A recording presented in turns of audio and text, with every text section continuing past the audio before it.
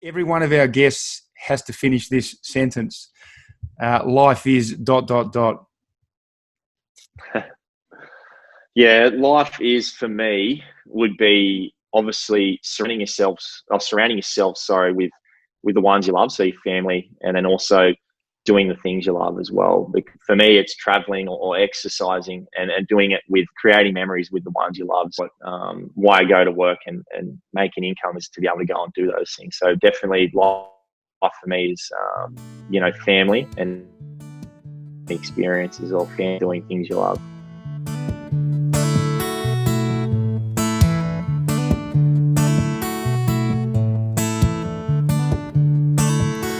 No one tells you what you're supposed to do.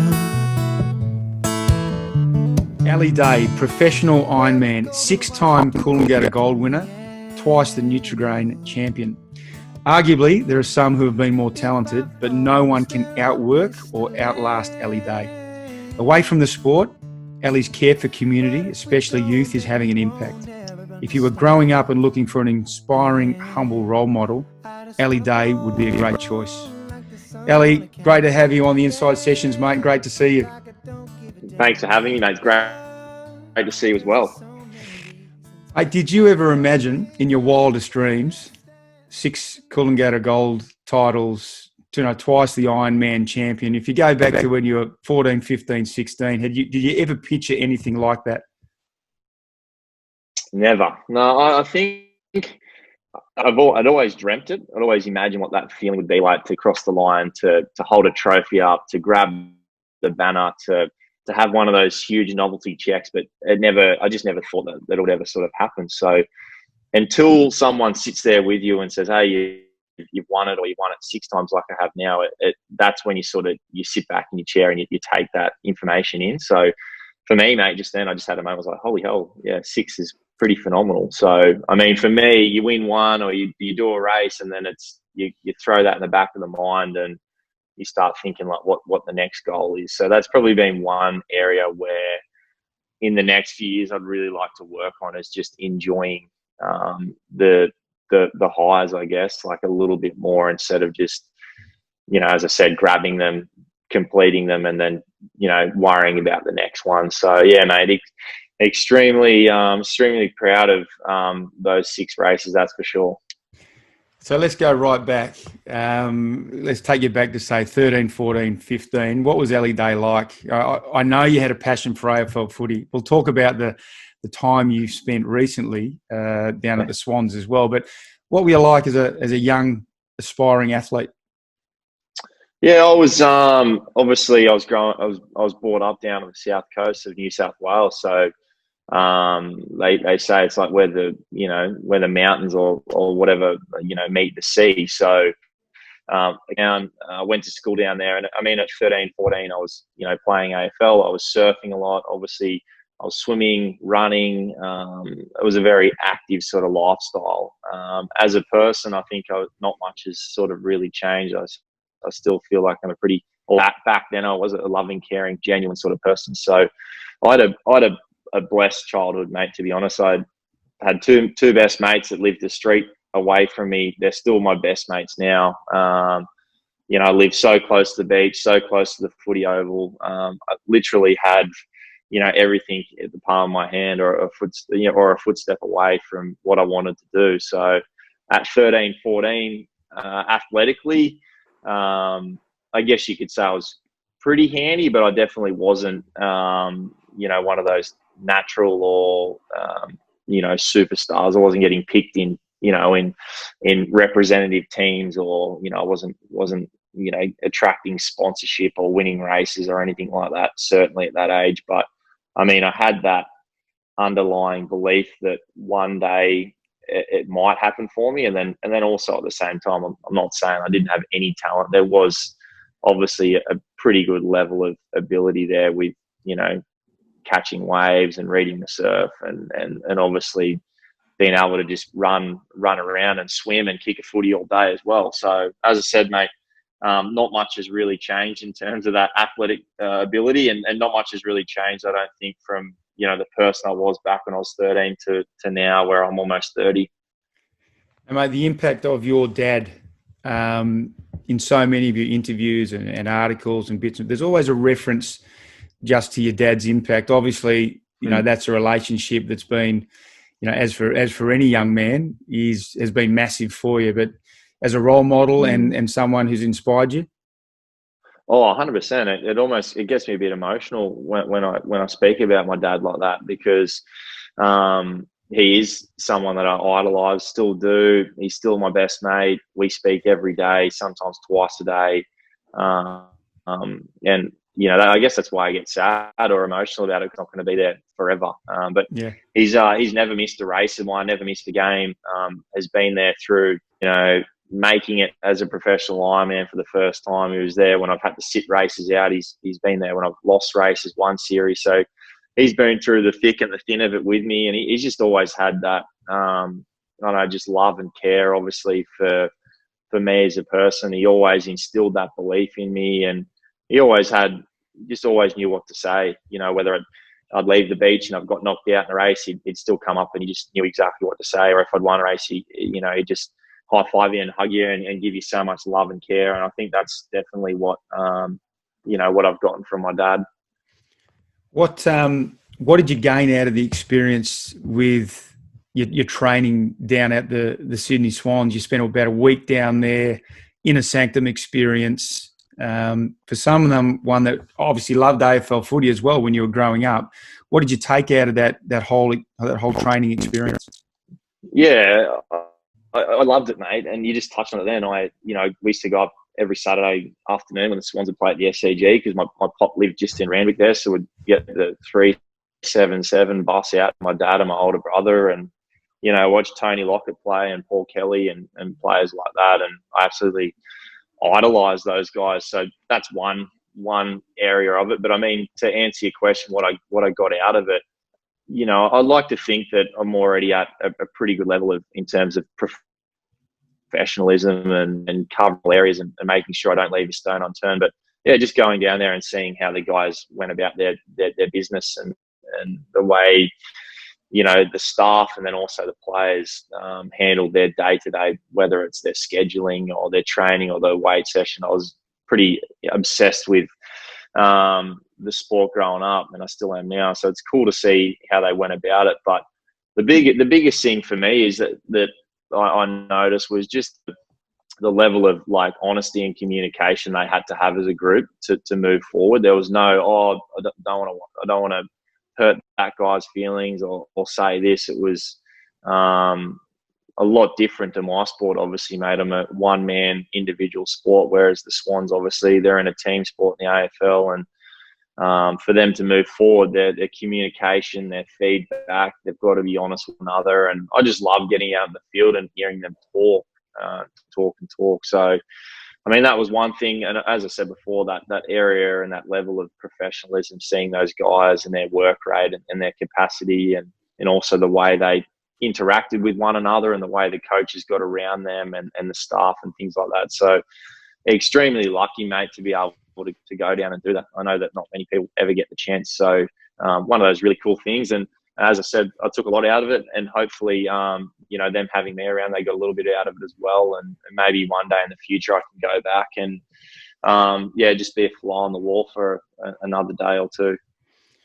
Well, I think it was pretty amazing watching that experience. I mean, your speed endurance profile would set you up perfectly to be an AFL player. And I was watching you with the ball in hand, and you're a very handy mover. What sort of player, or is there a player, if you're going to say, this parallel universe, Ali Day, AFL footballer. Yeah. Who would you be? Which player would you like to be? What era are you talking here, mate? Or is it just... you can go. Let's go right now. Let's go contemporary. Okay, right now. Oh, I guess I'd have to choose a Swans player, I think. I definitely would be an Isaac Heaney. He's pretty fearless, and also the marking that he has overhead's quite unbelievable. So maybe like an Ollie Florent or someone like that. Yeah, good. He was great when we were down there together. So I think I really like the way Ollie plays. But then my favourite all-time player would probably be Brett Kirk from the Swans. I like the way he went about his business. Not, and I hope he wouldn't mind me saying this, but not overly sort of talented, had a few setbacks on his way, very similar to my sort of story. And I was lucky enough when I got down to the Swans, I got to, meet Kirky and we've touched base a handful of times over the last few years. So if I could sort of emulate or be like someone, I just liked him, and I really liked the impact he had on the playing group as well. So, fearless leader, and I'm sure most people would admire someone like Kirky for sure. Oh, great leader and a huge impact culturally, and I could see you doing that. We could talk all day, mate, about who would want to be. I know. You know what? You're doing a good enough job of just being Ali Day, I reckon. So stay there. Yeah. Let's talk endurance athlete.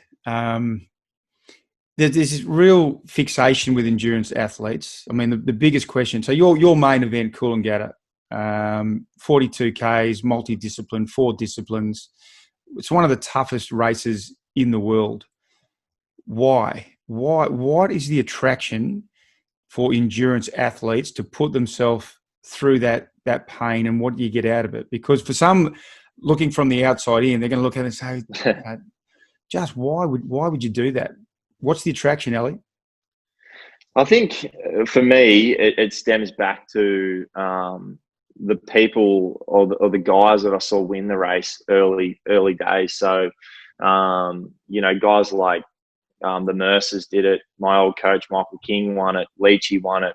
Zane Holmes won it. So I had all these guys that I absolutely idolised. And I guess then it stems into, I really like those people. I really admire those athletes, because of their traits, I guess, or their skills they had to be able to race a race for 4 hours and actually really race the race, not pace themselves through it, but really go balls to the wall for 4 hours and sort of see what happens, almost testing your limit. So for me, and I think for all the other athletes out there, that feeling is obviously it can be quite painful, but it's almost battling yourself and battling your mind for 4 hours. And to me, I love doing that. It's almost, betting against yourself and going out and testing yourself against, other guys, but also that time barrier, the conditions that might be there that day. So there's so many unknowns of how you might feel in a race like that. And I think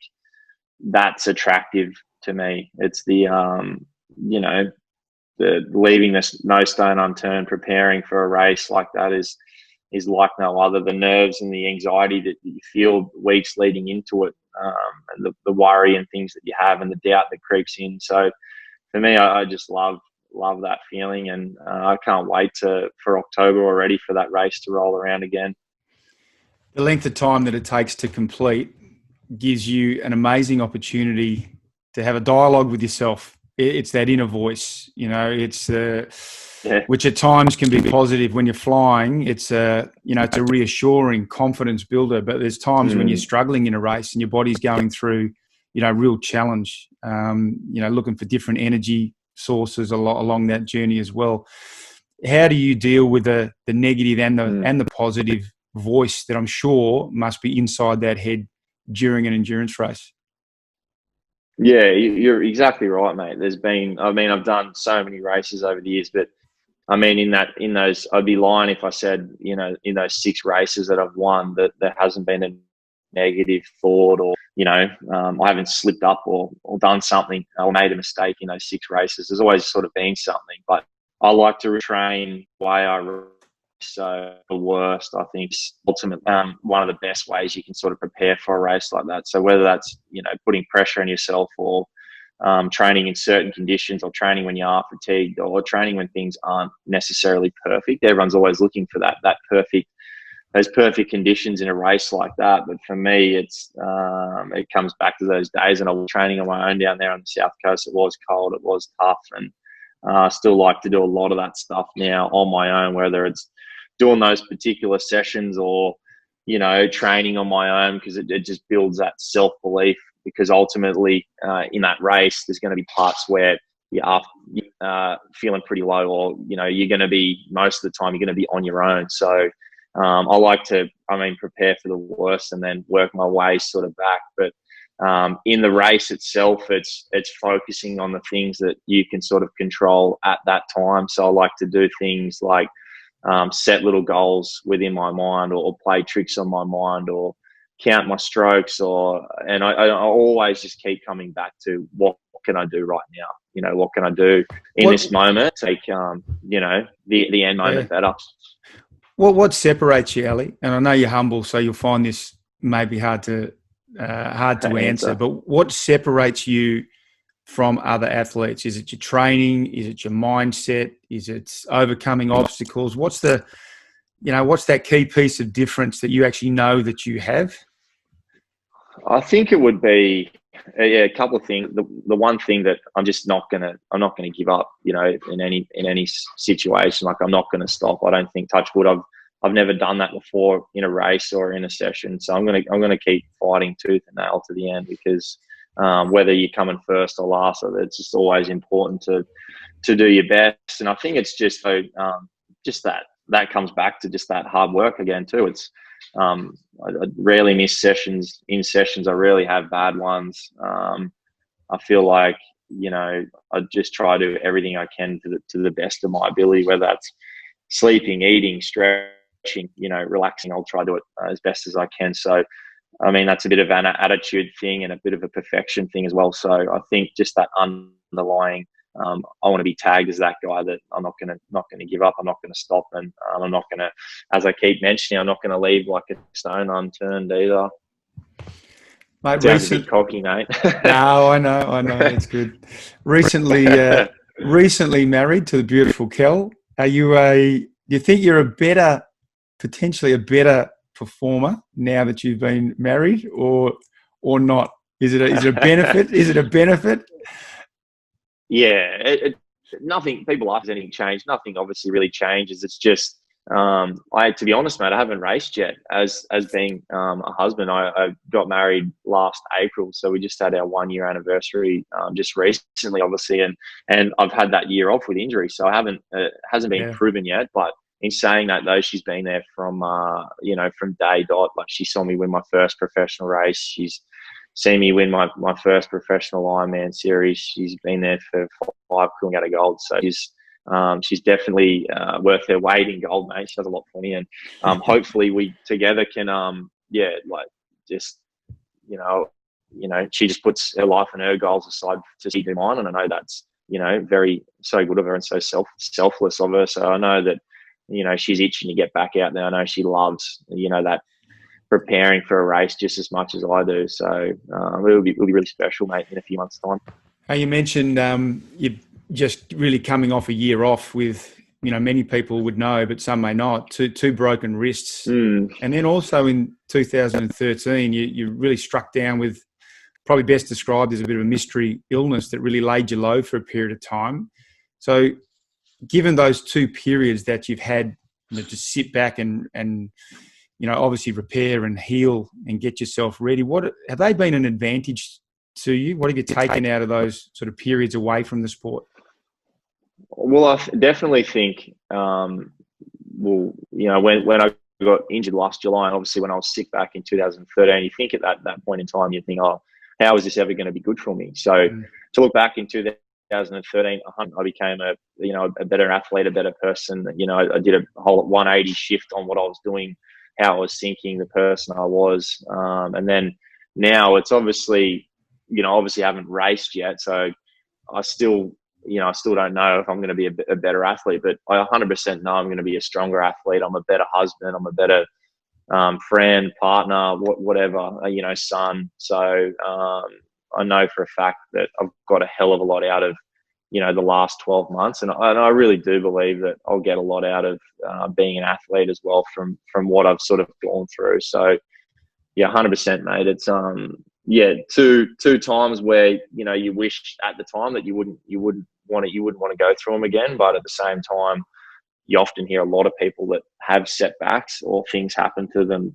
It allows them the chance to sort of learn a lot about themselves and also have that sort of reset as well. So in a way, in a lot of ways, sorry, it's been a pretty big positive for me as well. There's been, a list as long as my arm, that the things that I've got out of being injured this year. And, but that's not to say, that I wouldn't have wanted to be out there anyway. So, yeah, mate, it's had tough. I've had, those 2 seasons I've sat out, which is, pretty crazy to think of. Like, not too many people, in sport have to sit a year out, when you're 23, and then when you're 20 at the peak of your powers, and I'm 28, 29 years old. So, but as I said, mate, this is just a small chapter in my life, like Ironman is, and the things that, I'm, getting ready for in the future.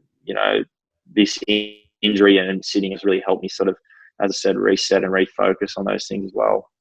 So let's talk about, I guess, another side to Ellie Day. I mean, for people that don't know you do have a community focus. The work that you do through the active gym, work that you've done with Clontarf Foundation, also, as an ambassador for the LifeChanger Foundation. So there's a focus on community, particularly a focus probably around, teens and youth. Where does that come from? I think that comes from just the way I was brought up, Scotty. Just with mum and dad, I watched the way that they, obviously took care of us, and obviously the things that they did in the community down there, whether it was the footy club, whether it was the swim clubs, the surf club, whatever it might be. I just watched the way they sort of spoke to people, spoke to their family, looked after their friends, looked after people that were doing it a bit tough. So I learned a hell of a lot from mum and dad. So I think that was just instilled in my older brother and my younger sister at an early age. And I mean, it's just been there ever since. So, as you mentioned, like with the gym, that was the biggest thing when we opened the doors at Active Strength Co. It was like, we want to be a community-based gym. It was almost not even about the training, to be honest. It was about having a place like a football club or a surf club where people could go and not know anyone and feel connected. It was never about, this session or that session. It was about, I absolutely love it. And I can't wait for it to be back open when you open the doors at, 4:30 of an afternoon and people are turning up at 4 o'clock, you know what I mean, to hang around and just talk, and they're talking after the session. So for me, creating a place where people feel like they're a part of something is by far one of the best feelings in the world. So it's pretty cool, mate. So you're still endurance athletes. I'm not sure when you think your peak is, but we see so many great endurance athletes, operating into their mid-30s, even late 30s. When does Ellie Days, when's your career finish? What's your thoughts on the next 10 years of your life? Do you see yourself competing right through your 30s, mid-30s?